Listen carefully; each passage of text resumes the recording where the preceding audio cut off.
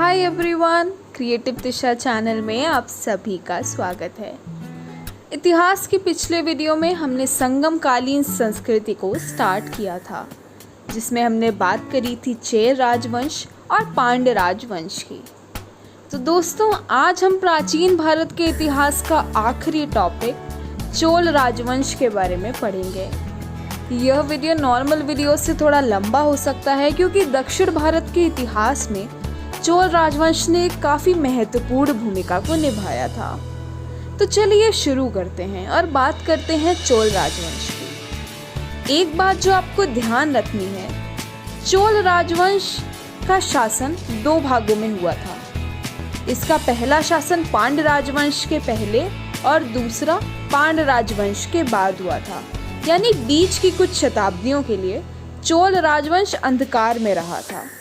तो चलिए सबसे पहले हम बात करेंगे चोल राजवंश का जो प्रथम चरण था उसकी। चोल राजवंश के बारे में प्रथम जानकारी हमें पाणिनिकृत अष्टाध्यायी से मिलती है। इस विषय में जानकारी के अन्य स्रोत कात्यायनकृत वार्तिक, महाभारत, संगम साहित्य, पेरिप्लस ऑफ द इरीथियन सी एवं टॉलमी का उल्लेख आदि हैं। चोल राज्य आधुनिक कावेरी नदी घाटी, कोरोमंडल, तिरुचिरापल्ली एवं तंजौर तक विस्तृत था।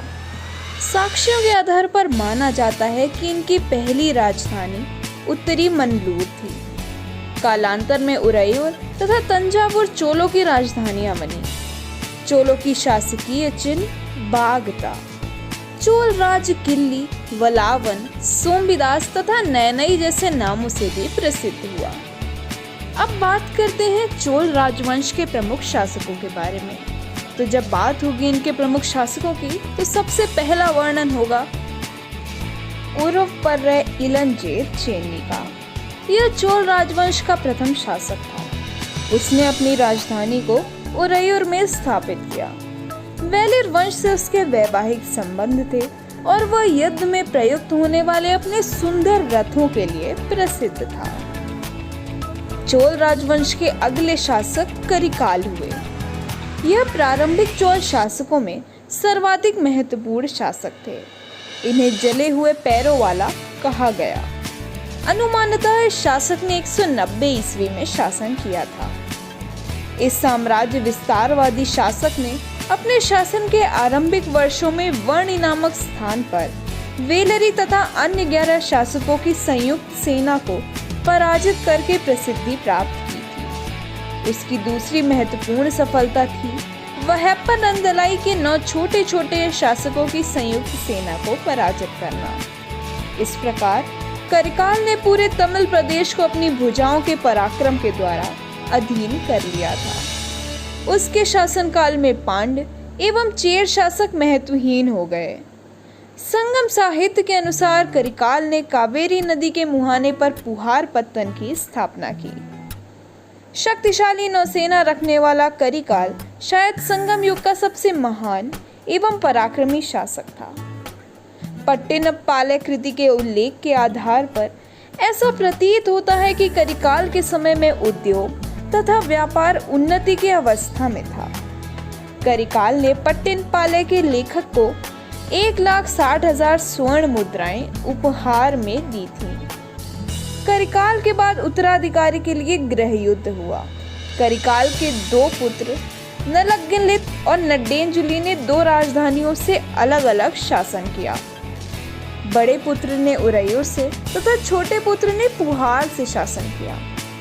इस वंश का करिकाल के बाद अंतिम महान शासक नेडुंजेलियन था।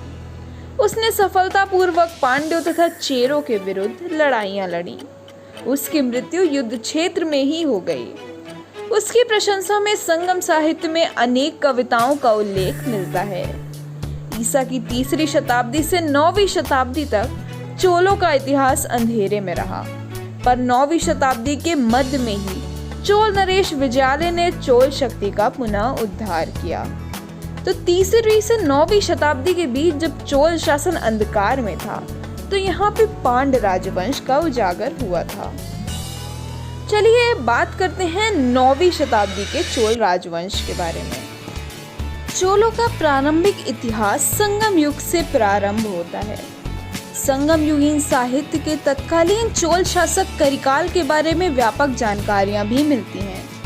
करिकाल ने उरैयर को अपनी राजधानी बनाया था और 9वीं शताब्दी तक चोलों का इतिहास इसके बाद अंधकार में रहा। लगभग 850 ईस्वी में पल्लवों के अवशेषों पर चोल सत्ता का पुनरुत्थान हुआ। चलिए अब चोल राजवंश के इस दूसरे चरण के शासकों के बारे में बात करते हैं। तो सबसे पहले बात करेंगे विजयालय की। इन्होंने 850 से 875 ईस्वी तक शासन किया। 9वीं शताब्दी के मध्य लगभग 850 ईस्वी में चोल शक्ति का पुनरुत्थान विजयालय ने किया। विजयालय को चोल साम्राज्य का द्वितीय संस्थापक भी माना जाता है। आरंभ में चोल पल्लवों के सामंत थे। विजयालय ने पांड्य शासकों से तंजौर को छीनकर उरैयूर के स्थान पर इसे अपने राज्य की राजधानी बनाया। तंजौर को जीतने के उपलक्ष्य में विजयालय ने नर केसरी की उपाधि को धारण किया। इनके बाद चोल राजवंश के अगले शासक आदित्य प्रथम हुए। इन्होंने 875 से 907 ईस्वी तक शासन किया। विजयालय का पुत्र एवं उत्तराधिकारी आदित्य प्रथम लगभग 875 ईस्वी में चोल राज सिंहासन पर बैठा। उसने पल्लव नरेश अपराजित को पांड्य नरेश वरगुण के खिलाफ संघर्ष में सैनिक सहायता दी, जिसके बल पर इस संघर्ष में नरेश अपराजित विजयी हुए। पर कालांतर में आदित्य प्रथम ने अपनी साम्राज्य विस्तारवादी महत्वाकांक्षा से वशीभूत होकर अपराजित को एक युद्ध में पराजित कर उसकी हत्या कर दी और इस तरह पल्लव राज्य पर चोलों का अधिकार हो गया। पल्लवों के अतिरिक्त उसने पांड्यों एवं कलिंग देश के गंगों को भी पराजित किया।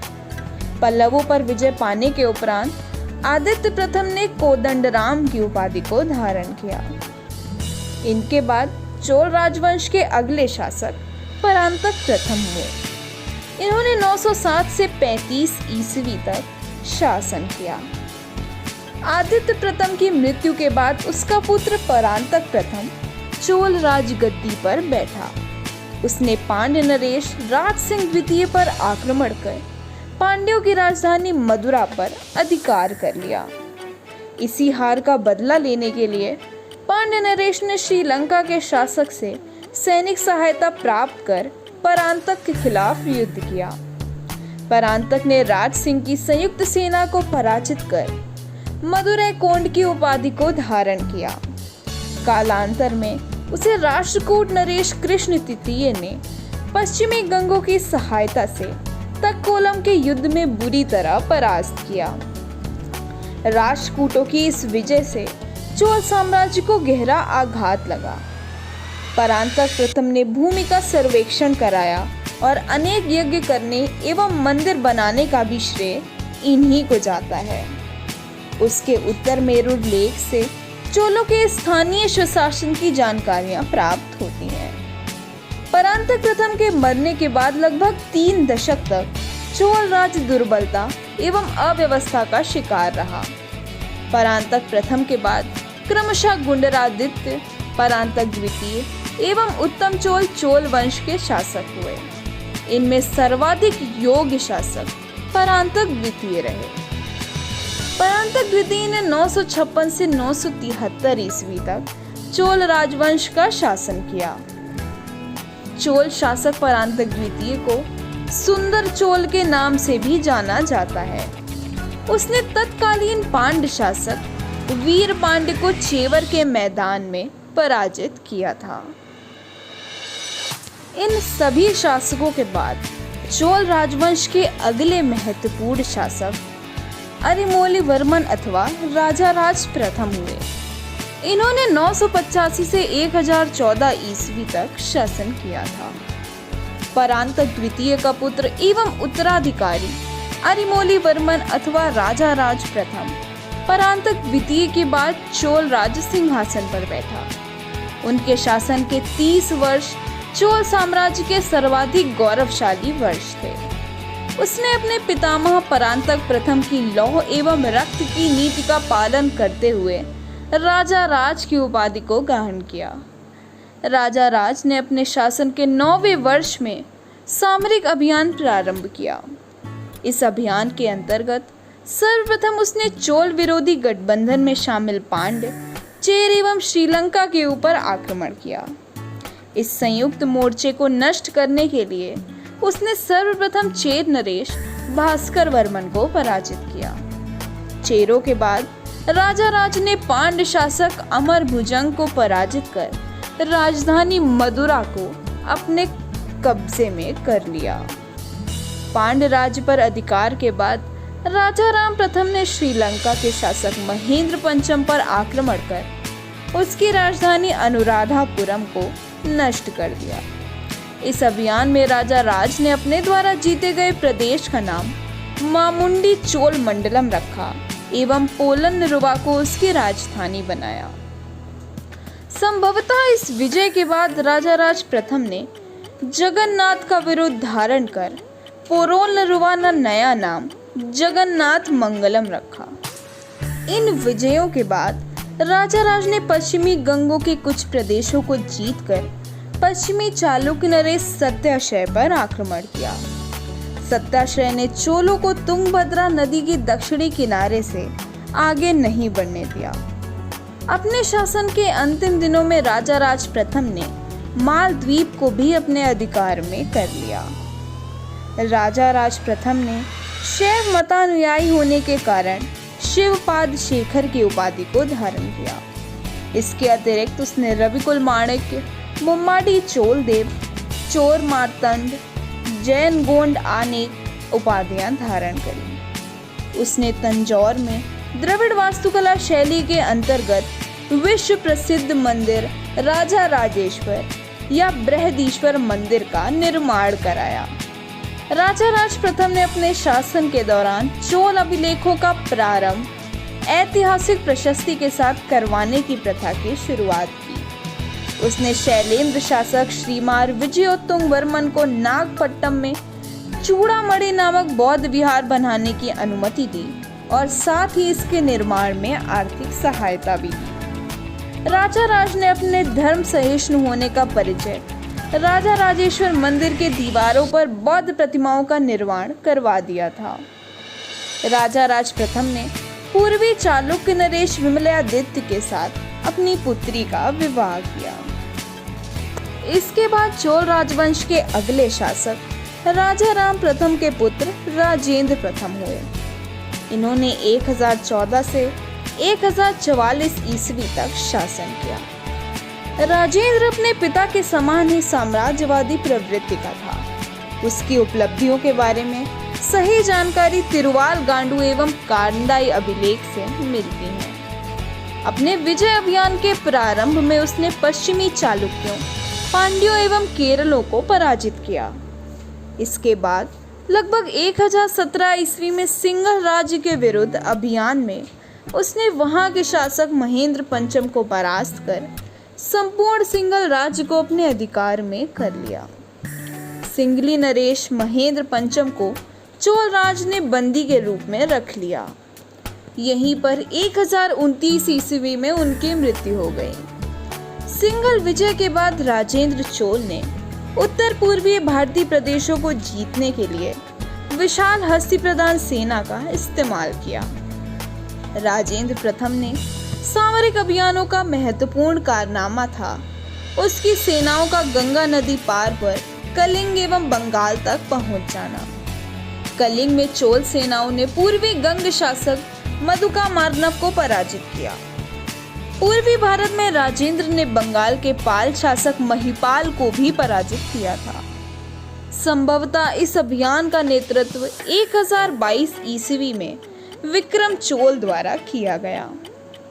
गंगा घाटी के अभियान की सफलता पर राजेंद्र प्रथम ने गंगे कोंड चोल की उपाधि धारण की तथा इस विजय की स्मृति में कावेरी तट के निकट गंगे कोंड चोलपुरम नामक नई राजधानी का भी निर्माण करवाया।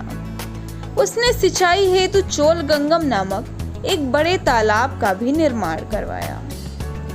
राजेंद्र प्रथम ने श्री विजय शासक विजयोत्तुंग वर्मन को पराजित कर जावा, सुमात्रा एवं मलाया प्रायद्वीप पर अधिकार कर लिया। उसने गंगैकोंड चोल, वीर राजेंद्र, मुंडिगो चोल आदि उपाधियों को धारण किया। महान विद्या प्रेमी होने के कारण ही उसने पंडित चोल की उपाधि को भी ग्रहण किया। उसने 2 बार अपना दूत मंडल भी भेजा था। इनके बाद चोल राजवंश के अगले शासक राजाधिराज प्रथम हुए, जिन्होंने 1044 से 52 ईस्वी तक शासन किया। राजेंद्र प्रथम के बाद उसका पुत्र राजाधिराज प्रथम 144 ईस्वी में चोल राजगद्दी पर बैठा। उसका सर्वप्रथम संघर्ष कल्याणी के पश्चिमी चालुक्यों से हुआ। तत्कालीन चालुक्य नरेश सोमेश्वर को पराजित कर चालुक्य राजधानी कल्याणी पर उसने अधिकार कर लिया। इस विजय के उपलक्ष्य में राजाधिराज ने अपना वीराभिषेक करवाकर विजय राजेंद्र की उपाधि को ग्रहण किया। राजधानी कल्याणी की विजय स्मृति के रूप में वहां से एक द्वारपालक की मूर्ति लाकर राजाधिराज ने उसे तंजौर नगर के दारासुरम नामक स्थान पर स्थापित करवाया। कालांतर में लगभग 1050 ईस्वी में सोमेश्वर ने चोल सेनाओं को अपने प्रदेश से बाहर खदेड़ दिया और साथ ही वेंगी के शासक राजा राम को अपने अधीन कर लिया। कोप्पन के युद्ध में चालुक्य नरेश सोमेश्वर बुरी तरह पराजित हुआ और इस युद्ध को लड़ते समय बुरी तरह घायल होने के कारण राजाधिराज की मृत्यु युद्ध क्षेत्र में हो गई। तत्पश्चात राजाधिराज के छोटे भाई राजेंद्र द्वितीय ने युद्ध क्षेत्र में ही अपना राज्याभिषेक संपन्न करवाया। इनके बाद चोल राजवंश के अगले शासक राजेंद्र द्वितीय हुए, जिन्होंने 1052 से 1064 ईस्वी तक शासन किया। राजाधिराज की मृत्यु के बाद राजेंद्र द्वितीय चोल राज सिंहासन पर बैठे। उसके समय में भी चोल चालुक्य संघर्ष जारी रहा। राजेंद्र द्वितीय ने कुंडल संगमम में चालुक्य सेना को पराजित किया और अपनी लड़की मधुरांतिका का विवाह पूर्वी चालुक्य नरेश राजेंद्र के साथ करा दिया। इनके बाद चोल राजवंश के अगले शासक वीर राजेंद्र हुए, जिन्होंने 1064 से 70 ईस्वी तक शासन किया। वे राजेंद्र द्वितीय के छोटे भाई थे। लगभग 1060 ईस्वी में अपने परंपरागत शत्रु पश्चिमी चालुक्यों को कुंडल संगमम के मैदान में पराजित कर वीर राजेंद्र ने तुंगभद्रा नदी के किनारे एक विजय स्तंभ की स्थापना की। पश्चिमी चालुक्यों के खिलाफ एक अन्य अभियान में कंपिल नगर को जीतने के उपलक्ष्य में उसे कर्डिक ग्राम में एक और विजय स्तंभ स्थापित करवाया। वीर राजेंद्र ने सोमेश्वर के छोटे भाई विक्रमादित्य षष्ठ, जो कि सोमेश्वर के विरुद्ध था, उसके साथ अपनी पुत्री का विवाह कर पश्चिमी चालुक्यों के साथ संबंधों के नए अध्याय की शुरुआत करी। उसने सिंगल नरेश विजय बाहु प्रथम के विरुद्ध सैनिक अभियान कर उसे पराजित कर वातागिरी में शरण लेने के लिए बाध्य किया। उसने कडारम को जीतने का भी प्रयत्न किया था। इनके बाद जो अगले शासक रहे वे थे अधिराजेंद्र। वीर राजेंद्र की मृत्यु के बाद अधिराजेंद्र चोल राजगद्दी पर बैठा, पर कुछ महीने के शासन के बाद ही राज्य में हुए जन विद्रोह में ही भीड़ में अधिराजेंद्र की हत्या कर दी गई। उसकी मृत्यु के साथ ही विजयालय द्वारा स्थापित चोल वंश समाप्त हो गया। इस अशांतिमय परिस्थिति का फायदा उठाकर राजेंद्र द्वितीय कुलोत्तुंग प्रथम के नाम से चोल राज सिंहासन पर बैठा। इसके बाद का चोल इतिहास चोल चालुक्य वंशीय इतिहास के नाम से जाना जाता है। तो अब आगे आने वाले जिस चोल राजवंश की हम बात करेंगे वह चोल राजवंश ना होकर चोल चालुक्य वंश रहा। तो इसके प्रथम शासक कुलोत्तुंग प्रथम हुए। इन्होंने 1070 से 1120 ईस्वी तक शासन किया। पूर्वी चालुक्य वंश का राजेंद्र द्वितीय कुलोत्तुंग नाम से चोल चालुक्य वंशीय राज सिंहासन पर बैठा। उसने दक्षिणी चालुक्य नरेश विक्रमादित्य षष्ठ को पराजित किया। इसका उल्लेख विल्लड़ के विक्रमांक देवचरित में मिलता है। 1075 से 76 ईस्वी में कुलोत्तुंग ने कलचुरी शासक यशाकर्ण देव को तथा 1100 ईस्वी में कलिंग नरेश अनंत वर्मन को पराजित किया था। कुलोत्तुंग के शासनकाल में सिंगली नरेश विजय बाहु ने अपने को स्वतंत्र घोषित कर लिया था। कुलोत्तुंग ने उसकी स्वतंत्रता में हस्तक्षेप न कर उसे मैत्रीपूर्ण संबंध बनाकर सिंघली राजकुमार वीरपेरुमाल के साथ अपनी पुत्री का विवाह कर दिया। इस घटना की जानकारी बौद्ध ग्रंथ महावंश से मिलती है। कुछ युद्धों को छोड़कर कुलोत्तुंग प्रथम का शासनकाल शांति एवं सुव्यवस्था का काल था।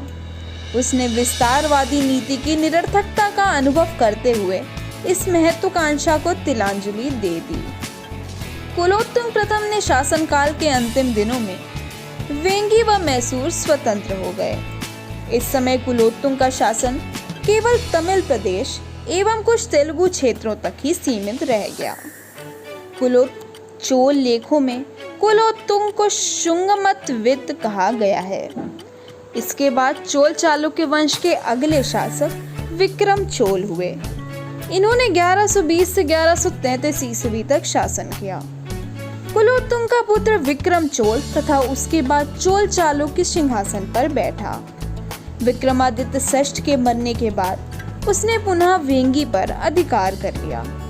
1133 ईस्वी के लगभग उसने पश्चिमी चालुक्य नरेश सोमेश्वर तृतीय को पराजित किया। वह अपने पिता की नीतियों एवं आदर्शों के प्रतिकूल था। वह धार्मिक दृष्टि से असहिष्णु था। उसने चिदम्बरम के नटराज मंदिर को अपार दान दिया। उसने अकलैंग एवं त्याग समुद्र की उपाधियों को धारण किया। इनके बाद चोल चालुक्य वंश के अगले शासक कुलोत्तुंग द्वितीय रहे। इन्होंने 1133 से 1150 ईस्वी तक चोल राजवंश का शासन किया। विक्रम चोल के पुत्र कुलोत्तुंग द्वितीय ने चिदम्बरम मंदिर के विस्तार एवं प्रतीक्षा पथ के लिए स्वर्ण मंडित कराने के कार्य को जारी रखा। कुलोत्तुंग ने इस मंदिर में स्थित गोविंदराज की मूर्ति को समुद्र में फिकवा दिया था। इस शासक की कोई राजनैतिक उपलब्धि नहीं थी। कुलोत्तुंग द्वितीय और उसके सामंतों ने ओट्टाकुट्टन, सोमकिलर और केवन को संरक्षण दिया। कुलोत्तुंग द्वितीय के बाद कुछ अन्य चोल चालुक्य वंशी शासक इस प्रकार थे: राजा राज द्वितीय, राजा धीराज द्वितीय, कुलोत्तुंग तृतीय, राजा राज तृतीय एवं राजेंद्र तृतीय। 1279 में पांड्यों ने इस राज्य पर अधिकार कर लिया। चलिए आगे बढ़ते हैं और बात करते हैं चोल प्रशासन के बारे में। चोल प्रशासन में सर्वाधिक महत्वपूर्ण पद राजा का होता था। चोलकालीन शासन व्यवस्था राजतंत्रात्मक थी। राजा का पद वंशानुगत व्यवस्था पर आधारित था। राजा के लिए एक मंत्री परिषद की व्यवस्था थी। राजकीय आदेशों को क्रियान्वयन औले नाम के अति विशिष्ट अधिकारी किया करते थे। राजा के प्रधान सचिव को औलनायकम कहा जाता था। चोल प्रशासन में भाग लेने वाले उच्च पदाधिकारियों को पेरुंदरम एवं निम्न श्रेणी के पदाधिकारियों को शेरुंदरन कहा जाता था। इस समय अधिकारियों के वेतन का भुगतान नकद रूप में ना करके भूमि के रूप में किया जाता था। विडयाधिकारिन नाम का अधिकारी कार्य प्रेषक किरानी के रूप में करता था। बात करें प्रशासनिक इकाइयों की, तो प्रशासन की सुविधा हेतु संपूर्ण चोल साम्राज्य 6 प्रांतों में विभक्त था। प्रांतों को मंडलम कहा जाता था। प्रायः राजकुमारों को यहाँ का प्रशासन देखना पड़ता था। मंडलम को कोट्टम, कोट्टम को नाडु एवं प्रत्येक नाडु को कई कुर्रमों में विभक्त किया जाता था। मंडलम से लेकर ग्राम स्तर तक के प्रशासन हेतु स्थानीय सभाओं का सहयोग लिया जाता था। नाडु के स्थानीय सभा को नाटूर एवं नगर के स्थानीय सभा को नगरतार कहा जाता था। स्थानीय स्वशासन चोल शासन प्रणाली की महत्वपूर्ण विशेषता थी। स्थानीय स्वशासन और तथा सभा व महासभा के सदस्य वयस्क होते थे। और सर्वसाधारण लोगों की समिति थी, जिसका कार्य होता था सार्वजनिक कल्याण के लिए तालाबों व बगीचों के निर्माण हेतु गांव की भूमि का अधिग्रहण करना। आगे बढ़ते हुए बात करें सभा या ग्राम सभा की, तो यह मूलतः अग्रहारों व ब्राह्मण बस्तियों की संस्था थी। इसके सदस्यों को पेरुमक्कल कहा जाता था। यह सभा वरियम नाम की समितियों के द्वारा अपने कार्य को संचालित करती थी। वरियम की सदस्यता हेतु 35 से 70 वर्ष के बीच के व्यक्तियों को अवसर दिया जाता था। इसके अतिरिक्त वह कम से कम 1.5 एकड़ भूमि का मालिक एवं वैदिक मंत्रों का ज्ञाता होता था। इन अर्हताओं को पूरा करके चुने गए 30 सदस्यों में से 12 ज्ञानी व्यक्तियों को वार्षिक समिति संवत्सर वारियम के लिए चुना जाता था और शेष बचे से 18 सदस्यों में 12 को उद्यान समिति के लिए एवं 6 को तड़ाक समिति के लिए चुना जाता था। सभी की बैठक गांव में मंदिर के वृक्ष के नीचे एवं तालाब के किनारे होती थी। महासभा को पेरुगर्री, इसके सदस्यों को पेरुमक्कल एवं समिति के सदस्यों को वर्य पेरुमक्कल कहा जाता था। व्यापारियों की सभा को नगरम कहा जाता था। नगरों में व्यापारियों के विभिन्न संगठन थे, जैसे मणिग्राम, वलंजियर आदि। चोल काल के उर का रूप लघु गणतंत्र जैसा था। इस समय सार्वजनिक भूमि महासभा के अधिकार क्षेत्र में होती थी। महासभा ग्रामवासियों पर कर लगाने, उनसे वसूलने एवं बिगाड़ लेने का भी अधिकार अपने पास रखती थी। सभा या महासभा वर्ष में एक बार केंद्रीय सरकार को कर देती थी। महासभा की आय और व्यय का निरीक्षण केंद्र सरकार के अधिकारी किया करते थे।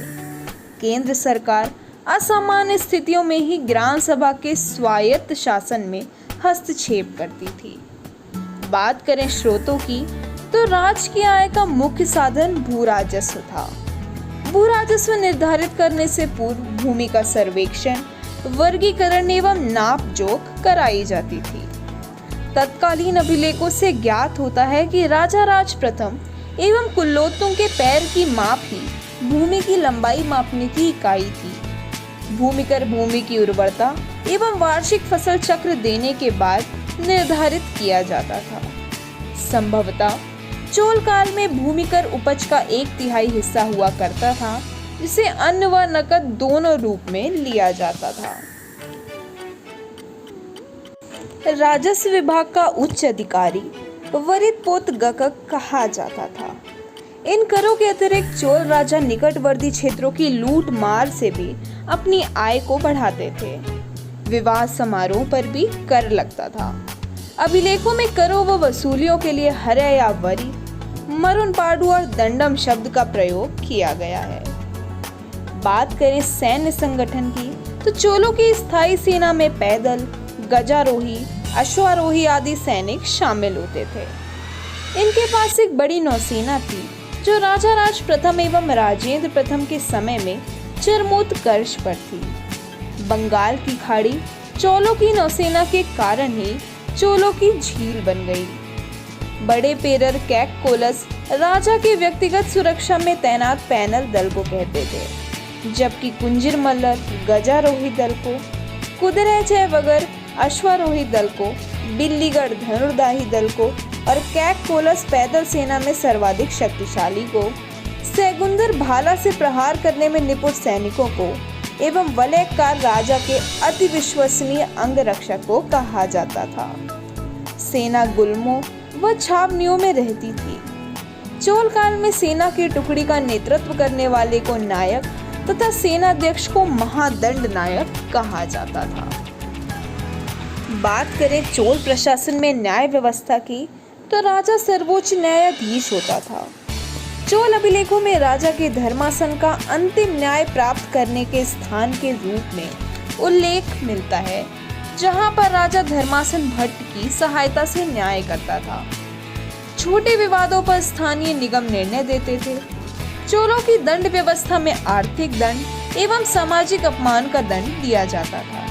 प्रायः आर्थिक दंड काशु यानी मुद्रा के रूप में देना पड़ता था। संभवतः काशु सोने के सिक्के को ही कहा जाता था। चलिए आगे बढ़ते हैं और बात करते हैं चोलकालीन समाज की।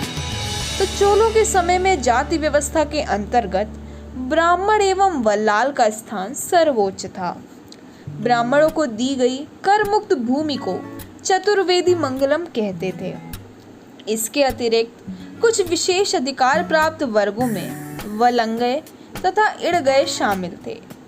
वलंगय एवं इड़गय वर्ग में वलंगय के पास विशेष अधिकार होते थे।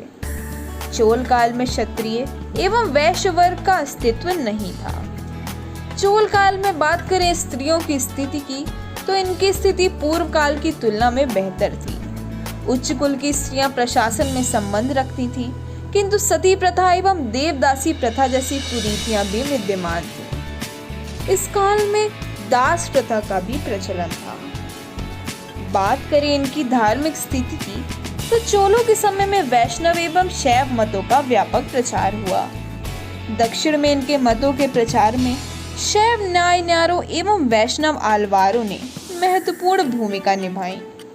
अधिकतर चोल शासक कट्टर शैव थे। उन्होंने शैव धर्म के प्रचार प्रसार में गहरी रुचियां ली। चोल नरेश आदित्य प्रथम ने शिव पूजा के लिए कावेरी के किनारे शिव मंदिर का निर्माण और इसके पुत्र परांतक ने इन्हीं की आराधना में दब्र सभा का निर्माण करवाया।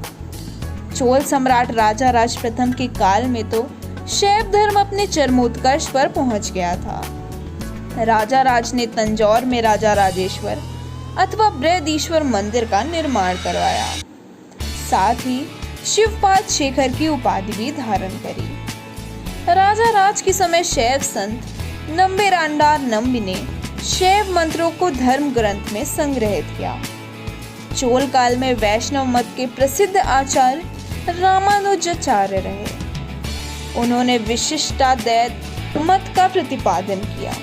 उन्होंने कुलोत्तुंग द्वितीय द्वारा चिदंबरम मंदिर से गोविंदराज विष्णु की मूर्ति को समुद्र में फेंक देने के बाद उसे वहां से उठाकर तिरुपति के विशाल वैष्णव मंदिर में स्थापित किया।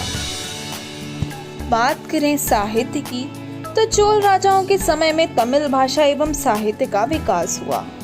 तमिल कवियों में प्रसिद्ध जयन गोंदार कुलोत्तुंग प्रथम का राज कवि था। उसने कलिंग तुपर्णी नाम के ग्रंथ की रचना की। कुलोत्तुंग तृतीय के राज दरबार में रहने वाले कवि कम्मन का काल तमिल साहित्य का स्वर्ण काल माना जाता है। उसकी कृति कम्मन के रामायण को तमिल साहित्य का गौरव ग्रंथ माना जाता है। इस काल की अन्य रचनाएं शेख किल्लार द्वारा विरचित पेरिय पुराणम, फूलगेंदी की नवलेम तथा तिरक्त देवर की जीवक चिंतामणि हैं। प्रिय पूर्णम या शेखर की तिरुतोंड पूर्णम को पांचवा वेद कहा जाता है। तो दोस्तों यहाँ से एक महत्वपूर्ण क्वेश्चन ये भी बन सकता है कि पांचवा वेद किसे कहा जाता है। तो हमको याद रखना है कि प्रिय पूर्णम या शेखर की तिरुतोंड पूर्णम को।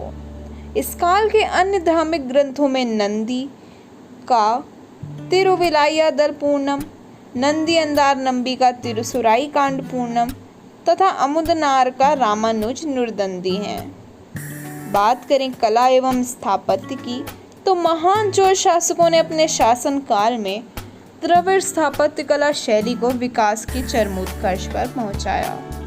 इस काल में द्रविड़ शैली के अंतर्गत बने कई मंदिर प्रसिद्ध हैं। चोलकालीन प्रारंभिक मंदिरों में तिरुकट्टलाई का सुंदरेश्वर मंदिर तथा नरतमलाई का विजयालय चोलेश्वर मंदिर प्रसिद्ध है। इसमें चोलेश्वर मंदिर सर्वाधिक उत्कृष्ट है। तंजौर में स्थित राजा राज प्रथम द्वारा निर्मित चोल स्थापत्य कला का चरमोत्कर्ष राजा राजेश्वर अथवा बृहदीश्वर मंदिर को माना जाता है। इस मंदिर के निर्माण में द्रविड़ कला शैली का पूर्ण विकास हुआ। इस मंदिर का निर्माण लगभग 1003 ईस्वी में प्रारंभ हुआ, जिसके निर्माण में लगभग 8 वर्ष लगे। तंजौर के बृहदीश्वर मंदिर के विमान को भारतीय वास्तुकला का निकष माना जाता है। गंगैकोंड चोलपुरम के बृहदीश्वर मंदिर का निर्माण राजा राज के योग्य पुत्र राजेंद्र प्रथम ने करवाया था। इस मंदिर का आधार 105 मीटर लंबा, 50 मीटर चौड़ा एवं इसका 8 मंजिला विमान लगभग 50 मीटर ऊंचा है। इस मंदिर को द्रविड़ चोल मंदिर कला की परिणति कहा जा सकता है। पर्सी ब्राउन ने मंदिर के शिखर पर उत्कीर्ण लंबवत रेखाओं के कारण ही गंगैकोंड चोलपुरम के मंदिर को गीतों की तरह संवेदना उत्पन्न करने वाला महान कलात्मक निर्माण कहा। इस काल में कुछ अन्य मंदिरों में तंजौर में स्थित दारासुरम का ऐरावतेश्वर मंदिर एवं त्रिभुवनम का कंपरेश्वर मंदिर उल्लेखनीय है। स्थापत्य के साथ साथ दक्षिण कला के क्षेत्र में भी चोल कलाकारों ने सफलता प्राप्त करी। इस काल की धातु मूर्तियों में नटराज शिव की कांस्य मूर्ति विशेष उल्लेखनीय है। शिव मूर्ति के अलावा पार्वती, स्कंद, कार्तिकेय एवं गणेश आदि शैव देवताओं की मूर्तियां कांस्य द्वारा बनी। भित्ति चित्र कला के अंतर्गत बृहदेश्वर मंदिर पर अजंता की चित्रकला से प्रभावित धार्मिक चित्रकारी भी करी गई है। तो दोस्तों, आज की वीडियो में हमने बात करी चोल राजवंश के बारे में। हाँ, आज का वीडियो नॉर्मल वीडियो से थोड़ा लंबा था, बट आप ये ध्यान रखें कि चोल राजवंश प्राचीन भारत के इतिहास में दक्षिण भारत के इतिहास का एक बहुत ही इम्पोर्टेंट टॉपिक है, तो इसीलिए ये वीडियो थोड़ा सा लंबा था। अब इसी के साथ हमारा प्राचीन भारत का इतिहास यहाँ पे ख़त्म होता है। एक छोटा सा टॉपिक बचा है, भारत पे तुर्की आक्रमण, और मैंने आपसे कहा था कि मैं आपके लिए एक वीडियो में संगम साहित्य के महत्वपूर्ण ग्रंथों को बताऊंगी। तो इन दोनों चीज़ों का मैं एक वीडियो बना दूंगी और इतिहास के अगले वीडियो से हम मध्यकालीन इतिहास को स्टार्ट करेंगे। तो दोस्तों, आज के लिए बस इतना ही। मिलते हैं अपने नेक्स्ट वीडियो में। अगर आपको ये वीडियो पसंद आया हो तो इस वीडियो को लाइक करें और क्रिएटिव दिशा चैनल को सब्सक्राइब कर लें। धन्यवाद।